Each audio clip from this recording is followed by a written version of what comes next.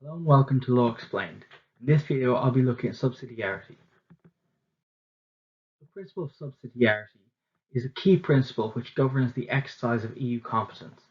It protects member states' right to take action while authorising intervention by the Union when objectives can better be achieved at Union level. The principle has treaty standing since the Treaty of Maastricht and was enhanced by both Amsterdam and Lisbon.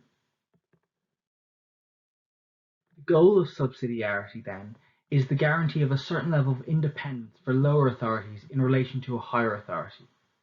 It allows for effective sharing of power between various levels of authority and regulates the exercise by the Union of non-exclusive competences.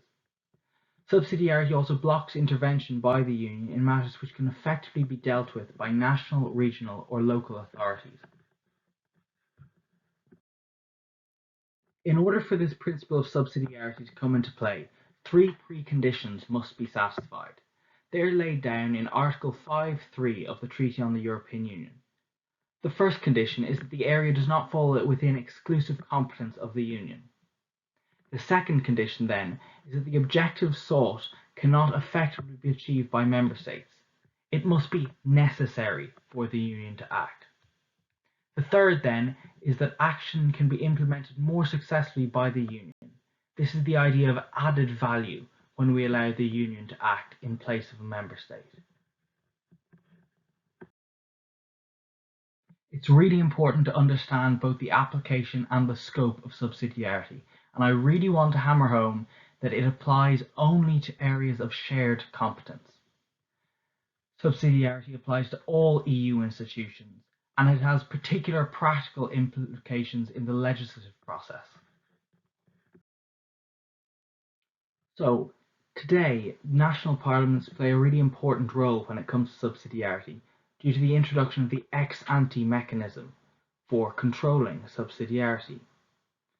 So, when the Commission proposes draft legislation, national parliaments have 8 weeks in which to send a reasoned opinion on this legislation. Votes are allocated across the Union to national parliaments. So in a bicameral system, that's a system with 2 chambers, there'll be 1 vote per chamber. Whereas in a unicameral system, that's a country who only has 1 parliamentary chamber, that chamber will have 2 votes.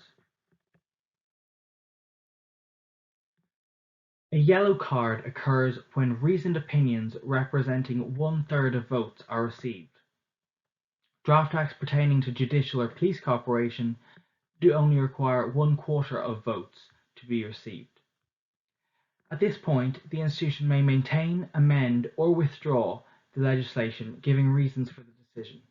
The yellow card has been used on 3 occasions so far. The orange card, then, is a little more complex.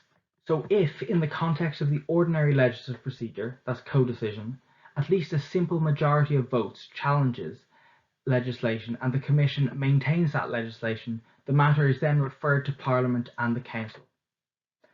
They will consider compliance at first reading. Rejection can occur either by a majority of 55% of the Council or a Parliament majority, and this rejection is what we call an orange card.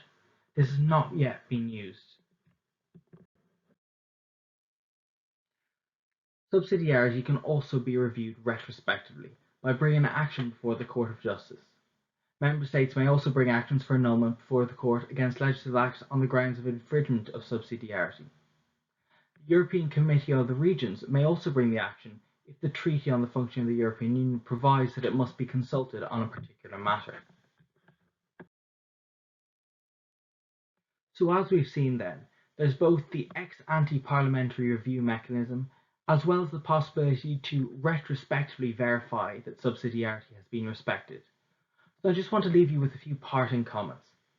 The ex-ante mechanism has its strengths, but it definitely also has weaknesses which are sometimes overlooked. The mechanism relies on national parliaments dedicating time in parliamentary sessions to reasoned opinions. And there's also been a real imbalance in which parliaments actually do take that time to review this legislation.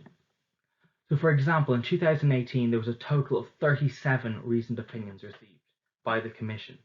12 of these came from the Swedish Riksdag. So you can see there that some countries are not taking as much time as others. And so this is a real weakness at the heart of the ex ante mechanism that's just important to be aware of and that you may like to mention in an essay. That's all on subsidiarity. I'll see you next time.